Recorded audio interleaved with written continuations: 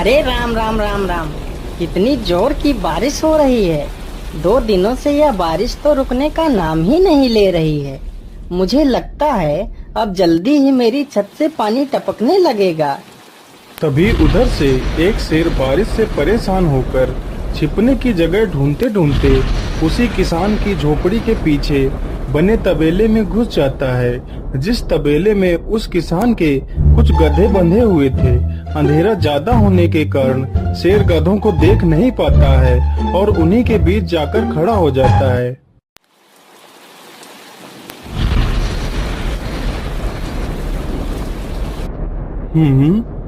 यहाँ से तो किसी मनुष्य की आवाज आ रही है।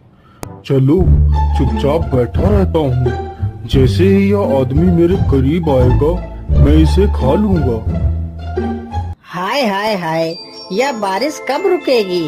ऊपर से यह टपका भी आ गया। अब मैं क्या करूं? इस टपके से कैसे बचूं? इतना तो डर मुझे शेर और बाघ से भी नहीं लगता है जितना डर मुझे इस टपके से लगता है। अरे यह टपका कौन है?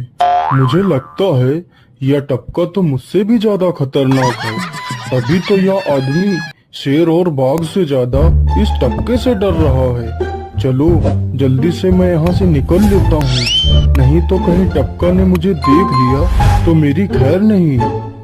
ओहो, अब मैं इस टपका से कैसे बचूं? चलो जल्दी से मैं अपनी मौसी के घर चला जाता हूँ।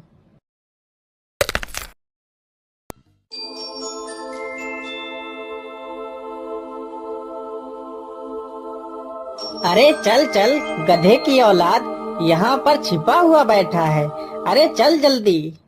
अरे ये क्या, जिसका डर था वही हुआ। यह टपका तो मुझ पर हावी हो गया।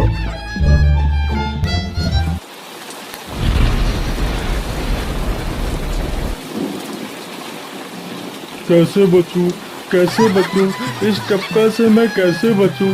हे भगवान मेरी सहायता करो, मुझे इस टपका से बचाओ।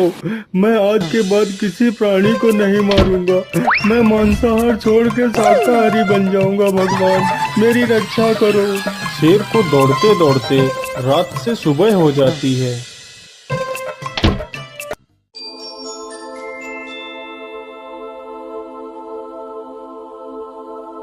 अरे देखो देखो, यह तो शेर की सवारी कर रहा है। अरे हाँ, सच में ये तो शेर की सवारी कर रहा है। इसे तो डर भी नहीं लगता है। अरे उधर तो देखो जरा, यह आदमी कितना बहादुर है। यह आदमी शेर की सवारी कर रहा है। जिस शेर को देखकर हमारी धोती आगे से गीली और पीछे से पीली हो जाती है, यह तो उसकी सवारी कर रहा है। ये गांव के लोग भी ना पागल हो गए हैं जो इस गधे को शेर। अरे बाप रे, यह तो सच में एक शेर है। हे भगवान मेरी रक्षा करो, शेर तो मुझे खा ही जाएगा। राम राम राम राम राम। अब क्या होगा? इस शेर से कैसे बचूं? अरे यह तो एक बरगद का पेड़ है। यही अच्छा मौका है। जल्दी से इस बरगद की जड़ पकड़कर ऊपर चढ़ जाता हूँ।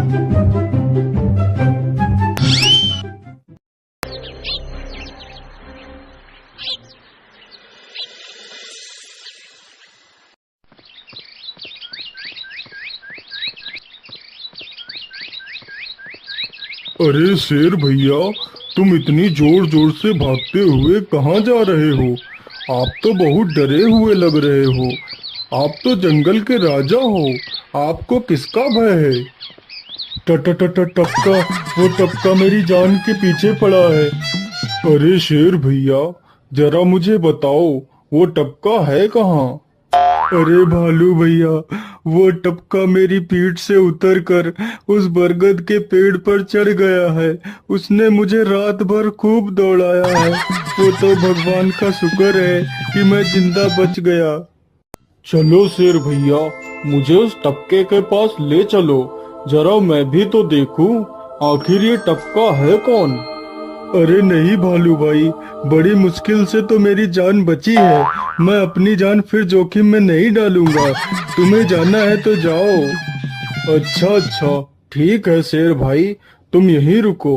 मैं अभी बरगद के पेड़ पर देख कर आता हूँ। आखिर ये टपका है कौन? जाओ जाओ बच्चों, जब वो टपका तुम्हारे ऊपर हावी होगा तो पता चलेगा। अरे कहाँ है यह टपका जिसने राजा जी की हवा टाइट कर दी? चलो इस पेड़ पर चढ़कर देखता हूँ। अरे बाप रे बाप, शेर क्या अकेला कम था, जो ये भालू भी आ गया। मुझे लगता है कि आज मेरी मौत निश्चित है। भालू पेड़ पर उल्टा होकर चढ़ने लगता है। तभी किसान और तेज से कांपने लगता है। कांपने की वजह से किसान के हाथ से छड़ी छूट जाती है और उल्टा होकर चढ़ रहे भालू के पिछवाड़े पर जा लगती है। भालू धड़ाम से जमीन पर गिरता है।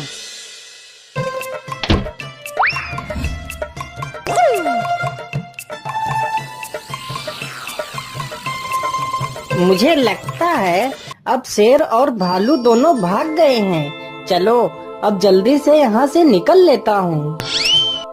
सारे राज्य में यह बात फैल गई कि हरिया किसान बहुत ही बहादुर है और वह शेर की सवारी कर लेता है। धीरे धीरे यह बात राजा तक पहुँच गई।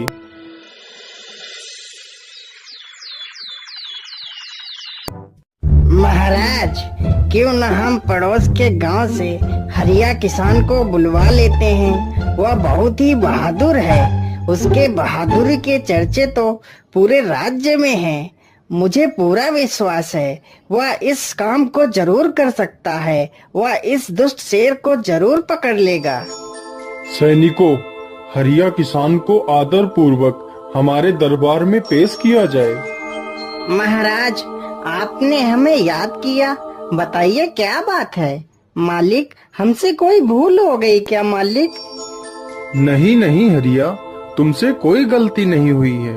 यह कुछ लोग पड़ोस के गांव से आए हैं। इनका कहना है कि इनके गांव में कोई दुष्ट शेर आ गया है जो इनके पशुओं को उठाकर ले जाता है और उन्हें मारकर खा जाता है। हमने तुम्हारी बहादुरी के बहुत सारे किस्से सुने हैं। तुम बहुत ही बहादुर हो, इसलिए मैं तुम्हें उस शेर को पकड़ने की ये जिम्मेदारी सौंपता हूँ। अरे बाप रे बाप, उस बार तो मैं शेर के हाथों बच गया था, लेकिन इस बार मैं नहीं बचूंगा। अगर मैंने महाराज को सच सच बता दिया तो झूठ बोलने के जुर्म में मुझे फांसी पर ही चढ़ा देंगे। अरे हरिया, तुम मन ही मन क्या बड़बड़ा रहे हो? कुछ नहीं महाराज, कुछ नहीं। मैं सोच रहा था कि मैं शेर को कैसे पकड़ूं। ये लो हरिया, कुछ स्वर्ण मुद्राएं रख लो, ये तुम्हारे काम आएंगी। क्या करूं, कैसे पकड़ूं उस शेर को? ये महाराज ने भी मुझे कैसी दुविधा में डाल दिया है। क्या करूं, क्या करूं? हाँ, मिल गया। फिर हरिया बाजार से एक रस्सी और एक जाल तथा एक बकरी खरीद कर लाता है। चलो जल्दी से, मैं यहाँ पर एक गड्ढा खोद देता हूँ।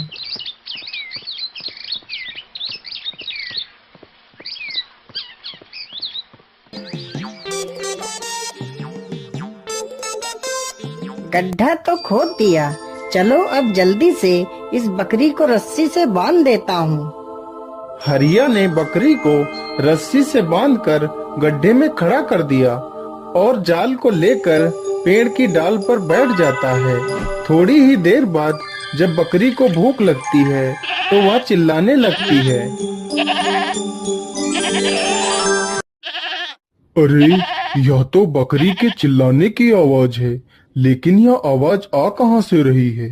आसपास तो कोई नहीं दिख रहा है। मुझे लगता है यह आवाज उस पेड़ के पास से आ रही है। चलो चलकर देखता हूँ।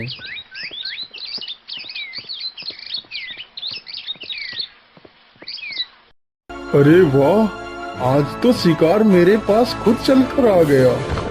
शेर तुरंत ही बिना देर किए हुए गड्ढे में छलांग लगा देता है। तभी किसान तुरंत ही बकरी को ऊपर खींच लेता है और जाल को गड्ढे के ऊपर गिरा देता है। शेर गड्ढे में ही फंस जाता है।